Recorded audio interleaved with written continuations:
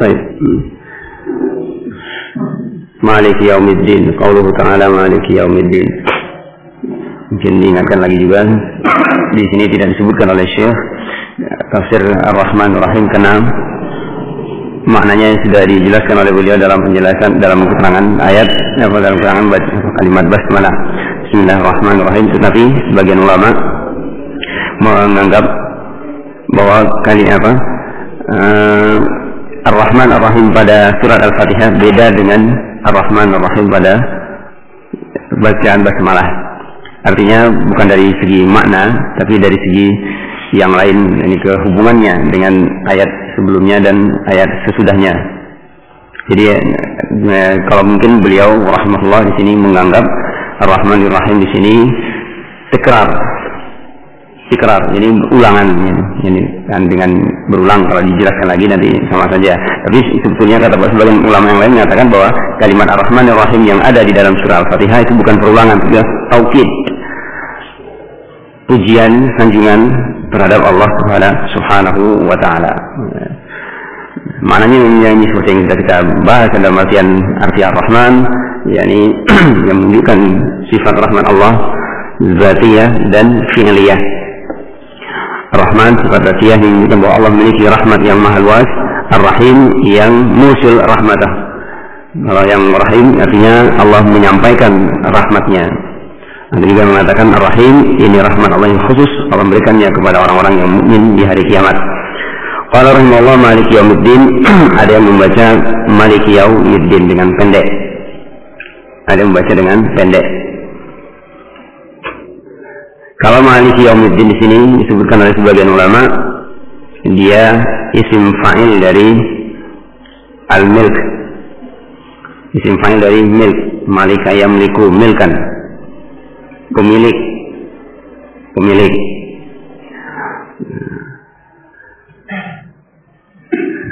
Yang maknanya kalau di sini malik, seperti disebutkan oleh Syekh, yatasarrafu bima malikihi, intinya itu. Ini dia berbuat sesuatu. Al-mutasarrif fil a'yan al-mamlukah. Al-mutasarrif fil a'yan al-mamlukah. Kaifa yasha. Ini dirangkum oleh Syekh dalam kalimat wa yatasarrafu bima malikihi bi jami' anwa'i tasarrufat. Itu makna malik. Ini isim fa'il dari milk. Isim fa'il dari milk. Yang lain membaca, ini bacaan dengan maliki yaumiddin, panjang. Bacaan dengan panjang maliki yaumiddin. Kalau dibaca pendek maliki yaumiddin, sebagian ulama mengatakan ini sesuai dengan lafaz Al-Quran. Nah, artinya sebagai diambil dari kata al-mulk, raja. Ada yang mengatakan, ini khilaf mereka para ulama, ada yang mengatakan bacaan pendek maliki yaumiddin itu lebih asmal, lebih menyeluruh, lebih ablag daripada bacaan maliki yaumiddin. Mengapa? Karena pemilik belum tentu raja. Ya, orang ini kalau kita di dunia mungkin mereka berpandangan seperti itu. Pemilik belum tentu dia raja. Nah, tetapi kalau raja pasti dia memiliki. Ya. Nah, ada yang mengatakan sebaliknya. Malik lebih asmal.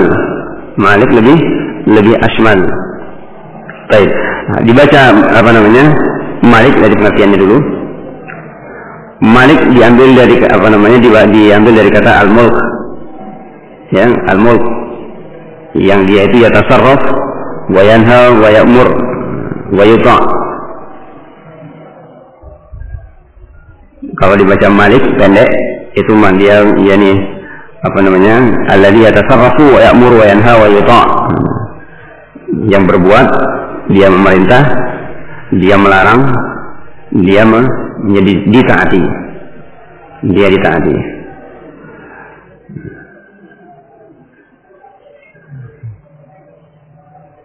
Ada lagi juga yang membaca dengan malika.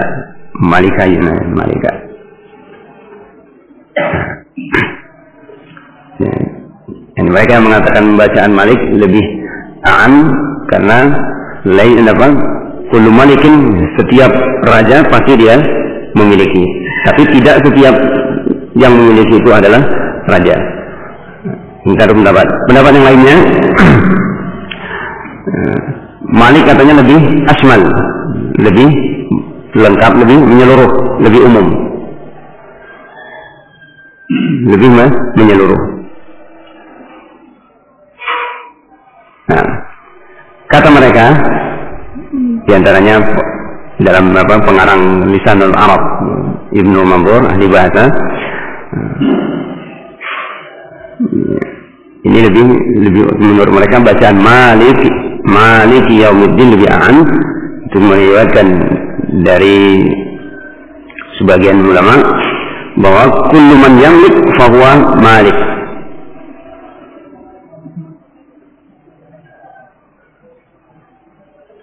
Setiap yang memiliki fahuwa Malik. Nah, dipilih dengan apa namanya sebagai takwil dari perbuatan dari kata kerja dari Maliki Yaumiddin, yakni artinya dia yamliku iqamatahu. Yamliku iqamatahu. Dan ini digabung oleh Syekh dalam dari pengertian lain, dari tafsiran yang lain, bahwa kalau salah satunya ini Malik itu dzatiyah, kalau Malik itu fi'liyah. Itu fi'liyah. Nah, ini digabung oleh Syekh, kata beliau di sini, al-Malik huwa man ittasafa bi sifatil mulk. Nah, al-Malik yaitu yang menyandang sifat dengan sifat raja, penguasa. Allati min athariha, yang diantara asar dari sifat tersebut adalah yang annahu ya'mur wa yanha. Ada juga yang lain dalam apa namanya yang disebutkan oleh para ulama. Mungkin, nah, kalau kita hubungkan dengan apa yang kita baca dalam ba'd qawaid surat Al-Fatihah, bahwa 3 ayat ini, di antaranya ayat yang ketiga ini, Maliki Yaumiddin, ini di dalamnya ada menumbuhkan rasa khauf.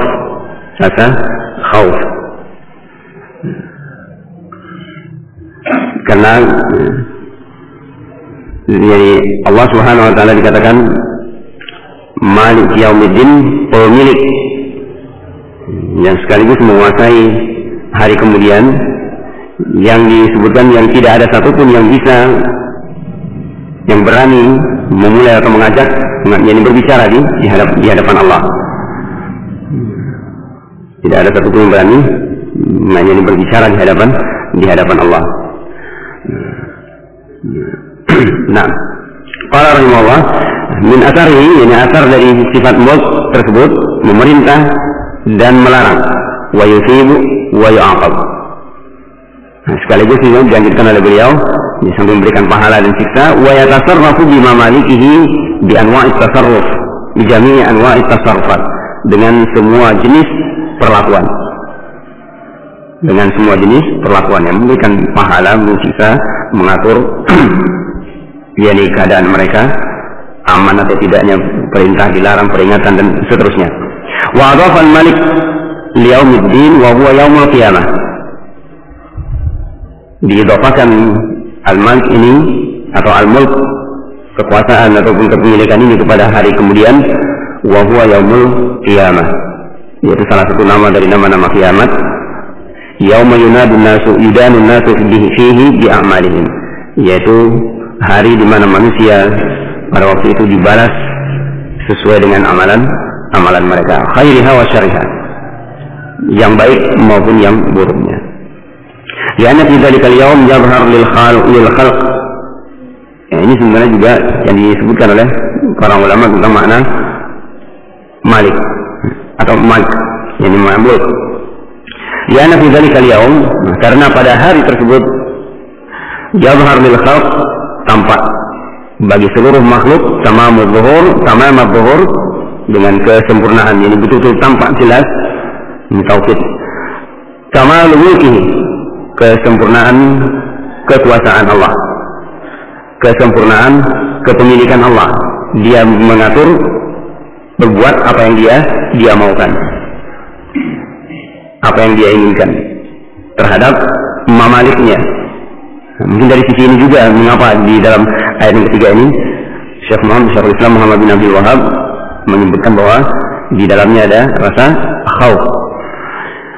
Lianna fi dzalika al-yawm yadhhar lil khalqi tamam adhhur kamalu mulkihi wa 'adlihi wa hikmatihi. Kesempurnaan kekuasaan Allah, kepemilikan Allah. Dia memberi balasan kepada siapa yang dia kehendaki, menghukumi siapa yang dia kehendaki, memberi pahala kepada siapa yang dia kehendaki. Seperti dalam ayat-ayat yang lain, yudkhilu man yasha'u fi rahmatih.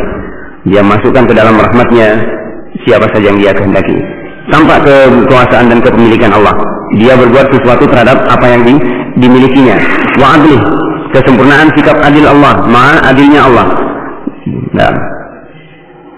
Wa hikmatih, dan hikmahnya.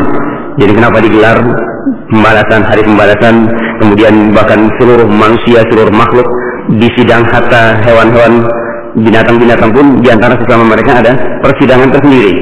Sampai disebutkan dalam riwayat, kambing yang bertanduk dengan yang tidak bertanduk ketika mereka mungkin saling yang bertengkar atau berkelahi, nah itu akan diadili, disidang juga di hadapan nanti di hari kiamat.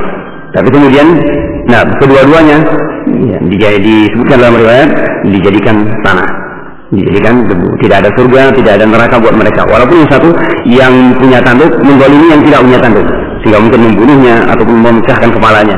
Nah, wa kamalu mulkihi wa adlihi wa hikmatihi. Padahal kalau Allah mau dengan sekaligus, nah sudah selesai. Mereka yang mendapatkan pahala berhak untuk masuk ke dalam surga, segera masuk ke dalam surga tanpa ada persidangan. Tapi hikmah Allah memberikan, yang menampakkan keadilan dan kekuasaannya di hadapan seluruh makhluk, dan tidak ada satupun yang lolos di dalam persidangan tersebut. Semua mendapatkan pertanyaan, semua mendapatkan pertanyaan. Kalau bahkan para rasul, ya, nah bahkan para rasul pun ditanya oleh Allah tugas-tugas mereka. Nah, benarkah mereka sudah menyampaikan risalah? Dan kita pun ditanya oleh Allah, mada ajabtumul mursalin? Apa yang jadi jawaban kita, sambutan kita terhadap para rasul tersebut?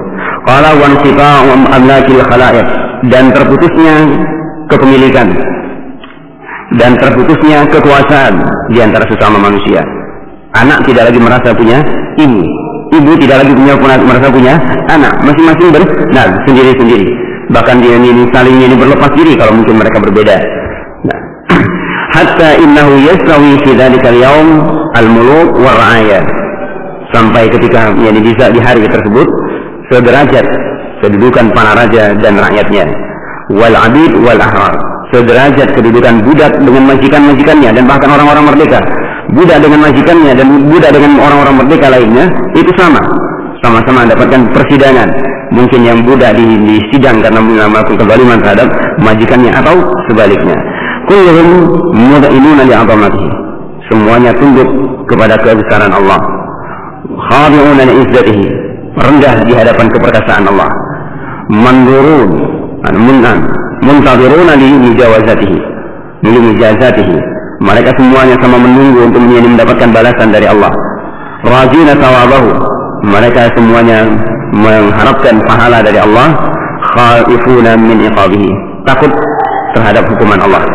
Falidzalika khassahu bidzikri, oleh karena itulah yang di sini disebutkan secara khusus adalah yaumuddin, bukan nama-nama kiamat yang lainnya, bukan yaumul akhir, nah bukan yaumul yauma yaqumul ashhad. Nah, di samping juga dari segi bacaan untuk menyesuaikan rasul ayat. Nah, semuanya dalam keadaan ini dengan alhamdulillah rabbil alamin dan seterusnya. Baik. Wa illa, kalau misalnya tidak demikian, maka yang jelas bahwa al-malik liyaumiddin wal yaumin wa li ghairihi min al-ayyam.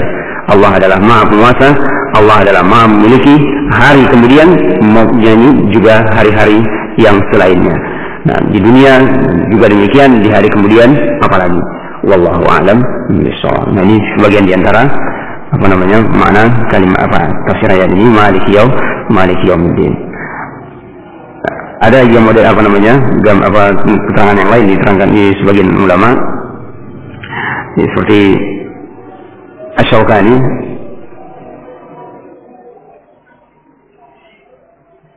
menyebutkan ini mirip ini, tapi beliau mengatakan bahwa kalau Malik itu dalam artiannya apa? Sebagai zat tadi.